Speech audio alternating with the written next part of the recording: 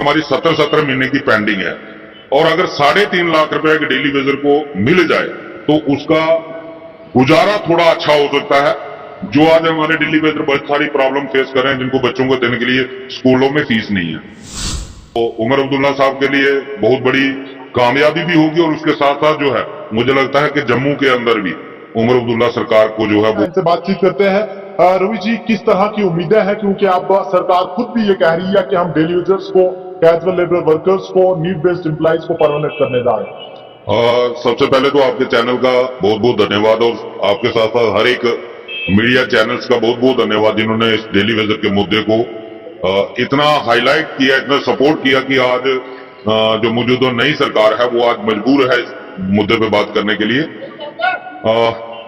जैसे आपने national conference के एमएलए का जिक्र किया और सिर्फ एक एमएलए का नहीं बल्कि जहां तक मेरी नॉलेज में है, सबसे पहले प्यारेलाल शर्मा जी ने भी असेंबली के अंदर इस मुद्दे को उठाया। उसके बाद महराज मलिक जो आम आदमी पार्टी के एमएलए डोडा से जीते हैं, उन्होंने भी इस मुद्दे को उठाया। और उसके साथ साथ कल ही तनवीर सादिक जो एक नेशनल कॉन्फ्रेंस के लीडर हैं, उनका भी बयान आया।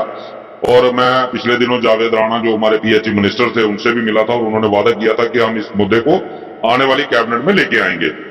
तो कहते हैं कि अंधे को क्या चाहिए, आंखें, और डेली वेजर को चाहिए सिर्फ और सिर्फ रेगुलाइजेशन। और अगर उमर अब्दुल्ला सरकार जो है इस मुद्दे को हल करने में कामयाब हो जाती है तो मैं कहूंगा कि ये सबसे बड़ी अचीवमेंट उमर सरकार की होगी, क्योंकि ये मसला पिछले 30 सालों से पेंडिंग चलता आ रहा है और ये कोई छोटा मसला नहीं है। आज 11 नवंबर है, 12 नवंबर है, आज 12 नवंबर है, आज 5वां साल शुरू हो गया। 11 नवंबर 2020 को हम एलजी मनोज सिन्हा जी को राजभवन में मिले थे। 4 साल कंप्लीट हो गए। 4 साल पहले उन्होंने यही वादा किया था कि हम इनको फेज मैनर में करेंगे, डीडीसी इलेक्शन खत्म होने दो, फेज मैनर में करेंगे। लेकिन 4 साल में कोई भी एक कदम सरकार की तरफ से नहीं बढ़ाया गया।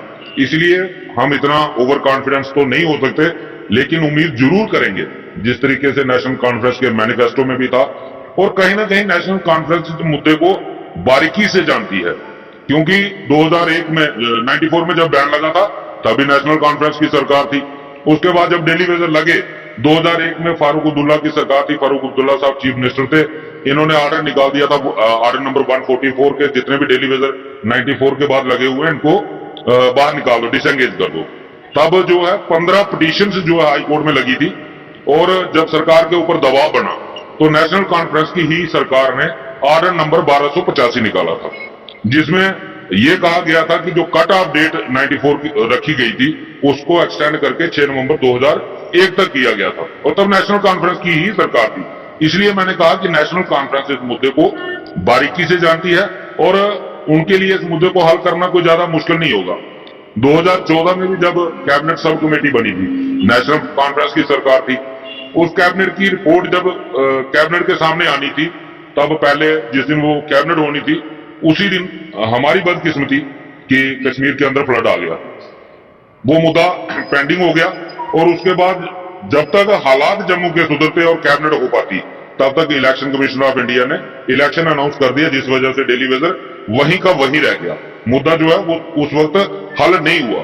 जैसे कि मैंने एक दिन राठौर साहब का भी बयान सुना था, वो खुद कह रहे थे कि कैबिनेट सेक्रेटरी के अंदर वो कैबिनेट सब कमेटी की रिपोर्ट अभी भी पड़ी हुई है, हमें सिर्फ उसको इंप्लीमेंट करना है। तो मैं भी यही अपील करना चाहूंगा आपके चैनल के माध्यम से आज की मौजूदा सरकार को उमर अब्दुल्ला साहब उसी कैबिनेट की सब कमेटी की रिपोर्ट को इंप्लीमेंट करें और डेली वेजर को रिलीफ दें और अपने कैरियर के अंदर ये जो एक बड़ी अचीवमेंट है वो अपने कैरियर में उसका क्रेडिट लें और लोगों को जो है वो 30 साल से जो पेंडिंग डिमांड जो है वो फुलफिल हो।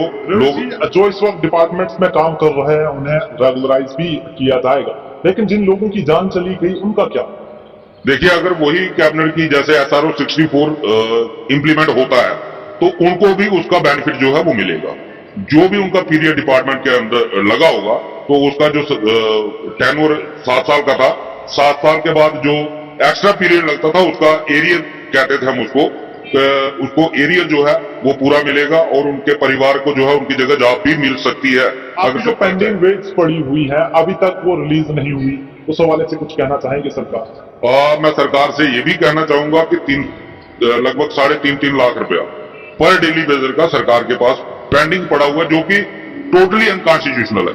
क्योंकि हमारे हिंदुस्तान का संविधान कहता है कि हर मजदूर को हर महीने की 7 तारीख को वेजेस जो है वो मिलनी चाहिए, लेकिन हमारी 17 महीने की पेंडिंग है।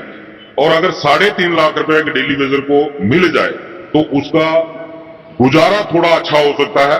जो आज हमारे डेली वेजर बहुत सारी प्रॉब्लम फेस कर रहे हैं, जिनको बच्चों को देने के लिए स्कूलों में फीस नहीं है, कई घर ऐसे भी हैं जिनको खाने के लिए 2 वक्त की रोटी भी नहीं होती, तो वो अपना कम से कम गुजारा कर सकते हैं। जो उनका हक बनता है, किसी को एहसान नहीं करना है, जो कि अनकॉन्स्टिट्यूशनल तरीके से दबाई गई है। 24/7 डेली वेजर्स काम कर रहे हैं और अलग अलग डिपार्टमेंट्स को चला रहे हैं। क्या इस सरकार को ऐसा महसूस नहीं होता कि ये भी हमारे अपने हैं, ये भी हमारे एम्प्लॉइज हैं और इनका इन डिपार्टमेंट्स को चलाने में एक अहम रोल है? मुझे लगता है कि जो पीछे हमारा पीरियड गुजरा, तो सरकारों ने शायद यही चीज समझी है कि हमें 2ym दर्जे का नागरिक समझा गया। अगर जैसे अमूमन हम सुनते हैं कि एक देश एक प्रधान, एक संविधान, एक निशान, तो हमें लगता है कि हमें पता नहीं दूसरे देश का नागरिक समझा गया। अदरवाइज अगर हमें इस देश का नागरिक समझा गया होता तो मुझे नहीं लगता कि कोई ऐसा हिंदुस्तान की कोई स्टेट होगी जिसमें कि 17 महीने किसी को वेजेस नहीं मिलती होगी काम करने के बाद। और दूसरा देखिए, जब कोविड की महामारी आई, ऑर्डर हो गया केंद्र सरकार की तरफ से वर्क फ्रॉम होम करो। मुझे ये बताइए, आप वर्क फ्रॉम होम ऑफिसर जो थे वो घर से करते थे, बड़े बड़े जूनियर इंजीनियर लगा लो, एग्जीक्यूटिव इंजीनियर लगा लो, असिस्टेंट एग्जीक्यूटिव इंजीनियर लगा लो, ये घरों से काम करते थे। लेकिन जो फील्ड वर्कर था, जो डेली वेजर था, उसको फील्ड में आकर काम करना पड़ा। रेड जोन एरिया में डेली वेजर ड्यूटी देता रहा, ग्रीन जोन एरिया में डेली वेजर ड्यूटी देता रहा। इवन के जिस घर के अंदर कोविड के पेशेंट थे वहां तक पानी पहुंचाने की जिम्मेदारी जो थी और वो डेली वेजर की थी। और सरकार की तरफ से अनाउंस किया गया था पानी की सप्लाई बढ़ा दो, क्योंकि पानी की यूजेज ज्यादा हो रही थी। उनको बोला जाता था बार बार हाथ धो, हम पानी नहीं देते तो हाथ कहां से धोते। मैं खुद कोविड पॉजिटिव हुआ था उस टाइम पे, हमें डिस्ट्रिक्ट मजिस्ट्रेट ने हमारे घरों तक पास पहुंचा दिए थे। हमारा नाम भी नहीं पूछा गया, खाली ब्लैंक के ऊपर स्टैंप लगा के कर्फ्यू पास हमें दे दिया कि इनको किसी ने रोकना नहीं है। तब हमें कोविड वॉरियर कहा गया। कोरोना के सर्टिफिकेट वो मोदी जी की फोटो लगा के हमें वो दिए गए, शील्डें दी गई कि इन्होंने बहुत अच्छा काम किया। लेकिन जो हमारा हक बनता था, सैलरी बनती थी, वेजेस बनती थी, वो रोक ली गई। उसके लिए किसी को ये ध्यान नहीं आया कि इनके भी घरों में परिवार हैं, इनके भी बच्चे हैं, हम सैलरी नहीं देंगे तो इनके बच्चे कहां जाएंगे। तो फिर आप अंदाजा लगा सकते हो कि हमारे जम्मू की हालात, या ये लोग हमें अपना कितना हमें अपना समझते हैं। ये अब उम्र सरकार को तय करना है कि वो अगर जैसा वो कह रहे हैं, तो हम तो उम्मीद करेंगे कि जो मीडिया में आज चल रहा है वो सच हो।